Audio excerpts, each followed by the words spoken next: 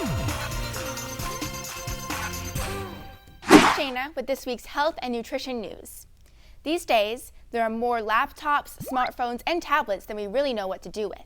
There are so many, in fact, that parents are worried this obsession with electronics will steal a child's ability to communicate. According to a new study, however, their social skills can be saved if they abstain from all digital screens for at least 5 days.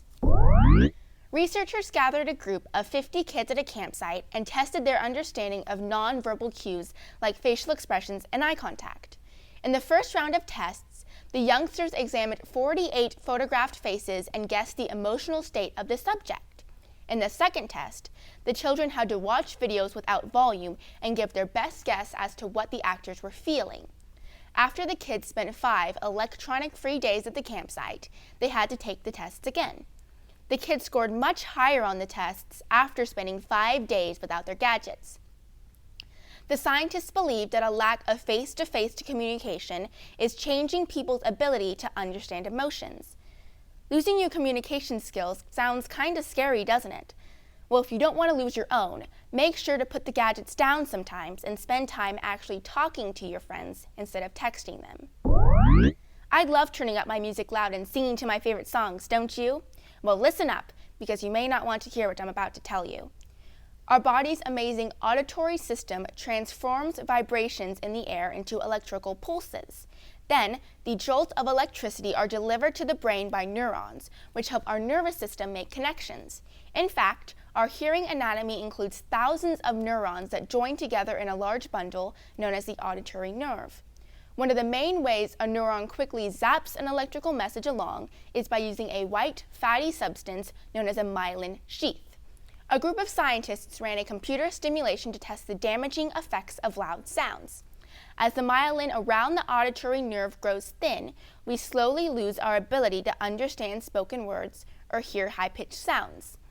Normally, this occurs naturally as we age, which is why older relatives may ask you to speak up when you're talking.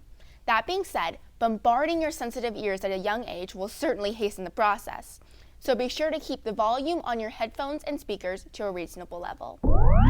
Now that we are back in school, many of us are worrying about homework, tests, and grades. But are any of us worried about germs?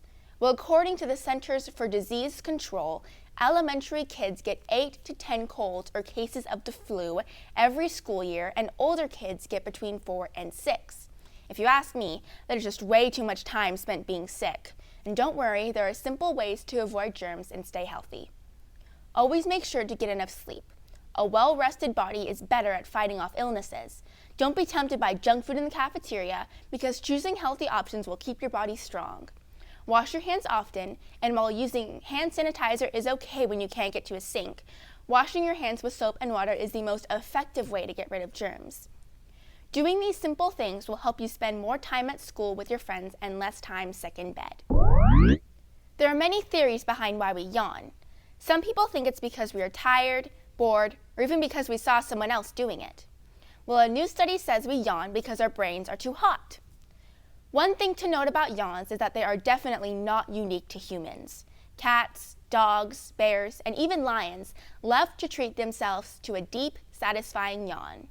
What's strange, though, is that regardless of the creature in question, yawning always seems to come right after or immediately before a much-needed period of sleep. How sure are researchers that the behavior is due to an overheated brain? Scientists studied a group of people during the winter and summer. They found that yawning patterns didn't depend on age, gender, or hours of sleep. The researchers said it was the temperature that made people yawn. In fact, a temperature of 68 degrees Fahrenheit caused the most yawns. There is also reason to support the idea that stress, which is related to increasing body temperature, leads to more yawning. As for why we tend to yawn when we are tired, the best answer is that our brains are more likely to be overheated after a long day's work. Who wouldn't want a few seconds to cool down?